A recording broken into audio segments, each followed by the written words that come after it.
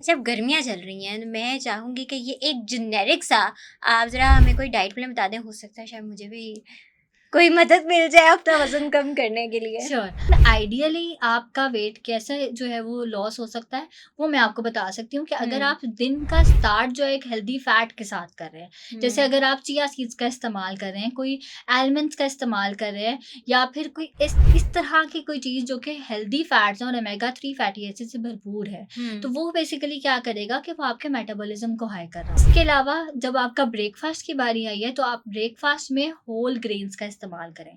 जैसे कि ओटमील का इस्तेमाल आप कर सकते हैं। अगर बेसन मैं कह रही हूँ कि बेसन का साथ मल्टीग्रेन आटे में इस्तेमाल कर लें, तो वो भी फिर उसके लिए अच्छा नहीं है, क्योंकि उसमें चने हैं और चने जो है वो यूरिक एसिड हुँ, के पेशेंट के लिए हुँ, अच्छे नहीं हैं इतने ज़्यादा। हर एक मेजर मील में आपका वेजिटेबल ज़रूर होना चाहिए।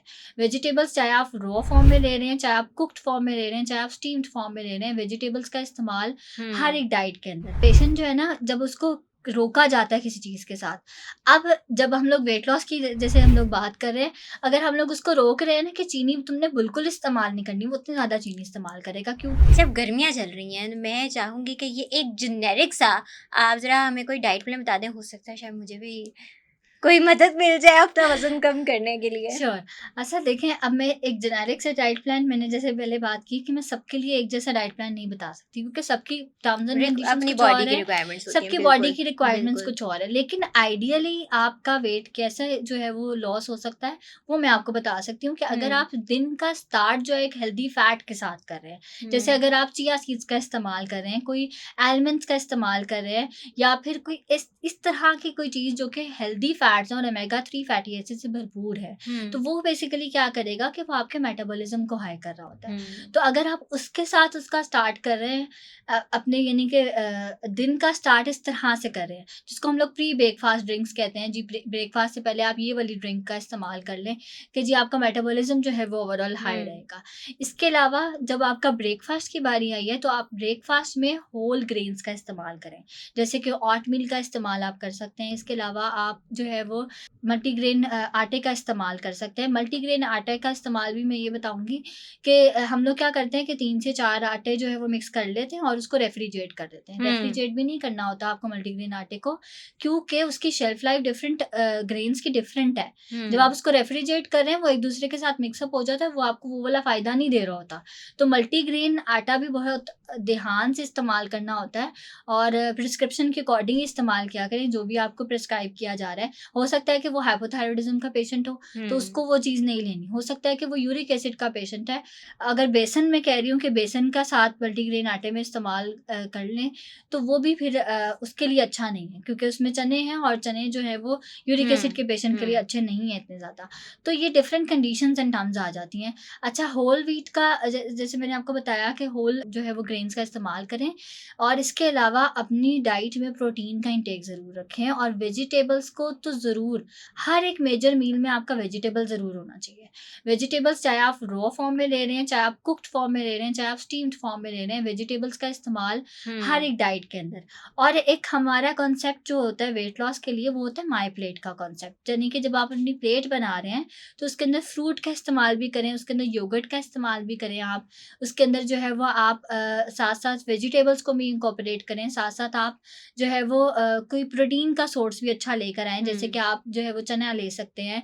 मैं आपको बेसिकली वो वाले सोर्सेज़ बता रही हूँ जो कि ईज़िली हर एक सोशियो इकोनॉमिक स्टेटस वाला राइट, ईज़िली जो राइट, है वो लेकर चल सकता है अपनी डाइट के साथ। और दूसरा यही कि हाइड्रेशन स्टेटस के लिए आपको पानी जो है वो पहले पीना है, क्योंकि वो आपकी कंज़प्शन जो कैलोरीज़ कंज़प्शन है आपकी बॉडी के अंदर, उसको कम करा रहा होता है, तकरीबन 50% तक कम कराता है। हुँ, यानी कि अगर आपने फॉर 50 कैलोरीज़ का लिया है, तो वो 250 कैलोरीज़ आपकी बॉडी को जाके लगने वाली है। तो ये इतना ज़्यादा रोल है हाइड्रेशन का और पानी के इंटेक का बिफ़ोर डे। हालाँकि ये एक छोटी-सी टिप है जिसको हम लोग बहुत ज़्यादा, जो लोग हैं उसको एक एज़ अ रिलेक्टेंट सा ले रहे होते हैं, और उसको यही समझते हैं कि शायद अच्छा ये तो जनरल सी बात है करिए, लेकिन उसका आपकी बॉडी के अंदर जाकर बहुत ज़्यादा एक मेजर रोल अच्छा, है। अक्सर मैंने देखा है कि लोगों को जब कुछ बता दो ना कि आपने ये चीज़ ऐसे करनी है, तो वो हमेशा उससे ऑपोज़िट जाके करते हैं। ऐसे ही है। बेसिकली ये क्या होता है, ये अब आपने अच्छी बात की है, क्योंकि ये जो है वो आपकी साइकोलॉजी है एक, हुँ, जिसको हम लोग साइकोलॉजी जो है वो एक न्यूट्रिशन के साथ एक बड़ा अच्छा कॉम्बिनेशन आई थिंक सो ये है साइकोलॉजी का न्यूट्रिशन के साथ।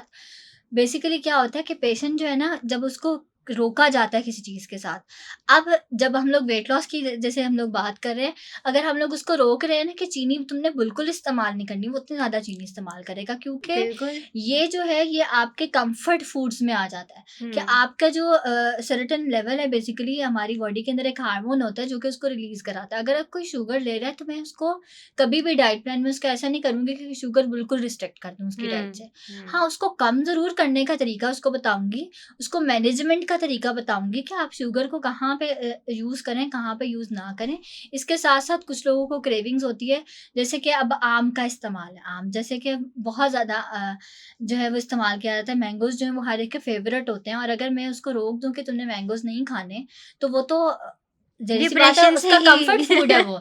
जब भी वो डिप्रेशन में जा रहा है या फिर कोई उसको, मैंने जैसे बात की ना, असेसमेंट के दौरान हम लोग स्ट्रेस भी देख रहे होते हैं। तो वो स्ट्रेस इसलिए देखते हैं कि, और उसका फिर उनसे प्रोब करते हैं कि आपको अगर कोई प्रॉब्लम हो रही है जैसे, या फिर अगर यानी कि कोई स्ट्रेस हो रही है, कोई भी टेंशन आपको हो रही है, तो उस वक़्त आप कौन-सा फूड खाते हैं? तो वो बेसिकली आ जाता है उनके कम्फर्ट फूड्स में। हम लोग उसको रिस्ट्रिक्ट नहीं कर सकते उनकी डाइट से। हाँ, उनकी मैनेजमेंट को ज़रूर सिखा देते हैं कि आप कब इस्तेमाल करें। जैसे कि अभी मैंने मैंगो का ज़िक्र करी थी, मैंगो का ग्लाइसेमिक इंडेक्स ज़्यादा होता है, इसलिए हम लोग वेट लॉस के पेशेंट्स को थोड़ा-सा रिस्ट्रिक्शन में देते हैं। लेकिन अगर किसी को क्रेविंग होती है मैंगो की, अगर स्ट्रेस के दौरान, कि अगर उसका जो यानी कि अगर वो बहुत ज़्यादा स्ट्रेस में है और उसको क्रेविंग हो रही है इसके दौरान, तो फिर हम लोग उसको क्या कहते हैं कि अगर आपने लेना भी है, क्योंकि इसका ग्लाइसेमिक इंडेक्स ज़्यादा है, तो हम लोग उसको क्या कहते हैं, खाने से आधा घंटा पहले ले लो तुम, ताकि वो आपकी बॉडी के अंदर जाके, क्योंकि वो फाइबर रिच भी है, आपकी बॉडी के अंदर जाके पहले ही जो है वो रूम बना ले अपने लिए, एंड देन उसके बाद मेजर मील को ले लो, ताकि वो आधा डाइजेस्ट हो चुका हो, देन उसके बाद मेजर मील को लो, ताकि आपकी बॉडी का एकदम से जो है वो ग्लाइसेमिक इंडेक्स ज़्यादा, आपकी ब्लड शुगर लेवल सॉरी ज़्यादा ना हो जाए। तो ये वाली जो चीज़ें हैं, ये छोटी-छोटी सी चीज़ें हैं जो कि हम लोगों को आई थिंक सो जो है वो अवेयरनेस होनी चाहिए इस चीज़ की, जो कि मैं आपके थ्रू दे रही हूँ। चलें जी, दैट्स वेरी नाइस।